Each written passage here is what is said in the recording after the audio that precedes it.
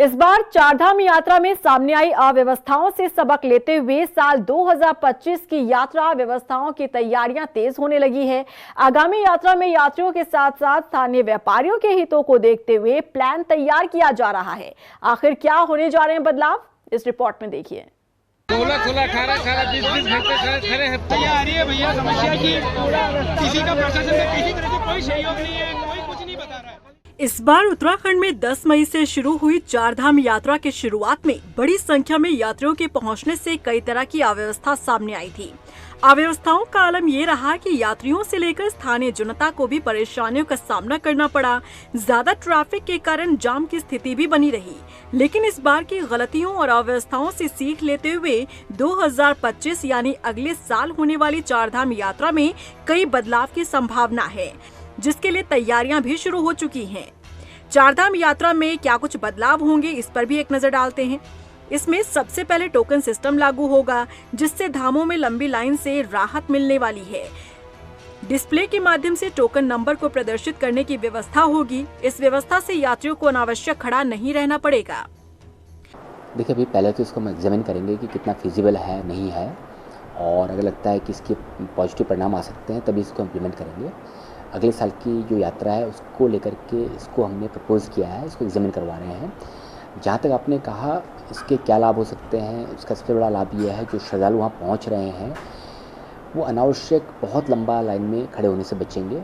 और जब वो अनावश्यक लाइन में बहुत लंबा खड़े नहीं हो रहे हैं तो जो आसपास के जो हमारे लोकल कारोबारी हैं जिन्होंने यात्रा के समय पर कुछ छोटा मोटा कारोबार किया हुआ है, उनका सामान भी बिकेगा, उनको भी लाभ होगा। इससे यात्री जो आ रहे हैं उनको भी लाभ होगा। कई यात्री ऐसे होते हैं जो काफ़ी एजड होते हैं, यात्रा में आते हैं, बहुत लंबा लाइन में खड़े होने से उनको हेल्थ इश्यूज़ भी आ जाते हैं। तो इस तरह की समस्याएं जो कई बार यात्रा में देखने को आती हैं, इन सब से जो है यात्रा में इस तरह की दिक्कतें नहीं आएंगी। बता दें कि चारधाम यात्रा में टोकन सिस्टम पहले भी लागू किया गया था, लेकिन जल्दबाजी में ये कदम उठाने के कारण सही व्यवस्था नहीं बन पाई थी, जिसके बाद इस पर रोक लगा दी गई थी। लेकिन इस बार साल 2025 में होने वाली चारधाम यात्रा शुरू होने से पहले टोकन सिस्टम की तैयारी जारी है। इस बार चारधाम यात्रा में दुकानदारों से बातचीत की जाएगी और किस तरह से टोकन सिस्टम शुरू किया जा सकता है, इसका परीक्षण किया जाएगा। साथ ही चारधाम यात्रा में आने वाले मार्गों का भी परीक्षण किया जाएगा। कुल मिलाकर इस बार टोकन सिस्टम शुरू करने से पहले पूरी तरह से तैयारी की जाएगी, जिससे यात्रा शुरू होने के बाद ये सिस्टम फेल ना हो सके और बाहरी राज्यों से आने वाले पर्यटकों को दिक्कतों का सामना न करना पड़े। वहीं चारधाम यात्रा मार्ग पर पार्किंग व्यवस्था, स्लाइडिंग जोन, ट्रैफिक, दुर्घटना संभावित क्षेत्र, जाम वाली जगहों पर वैकल्पिक मार्ग प्लानिंग शुरू हो गई है, जिससे किसी भी यात्री को घंटों जाम में न फंसना पड़े। देखिए, हम लोग चाह रहे हैं कि एक डिटेल में प्लान तैयार हो जाए चारधाम को लेकर के।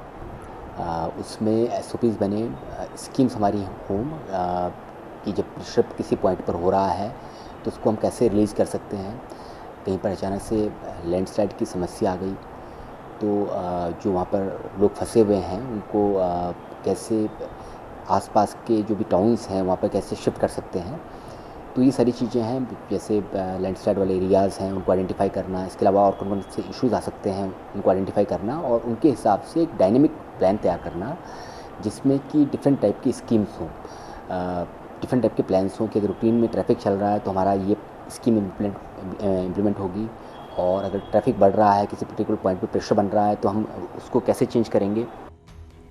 उत्तराखंड में इस साल की चारधाम यात्रा में करीब 34 लाख श्रद्धालु दर्शन कर चुके हैं और माना जा रहा है कि आगामी यात्रा में श्रद्धालुओं की संख्या बढ़ेगी, जिसके लिए तैयारियां अभी से शुरू होने लगी है। इन तैयारियों का फायदा कितना होगा ये आने वाला वक्त ही तय करेगा। रफ्तार मीडिया के लिए देहरादून से हिमांशु चौहान की रिपोर्ट।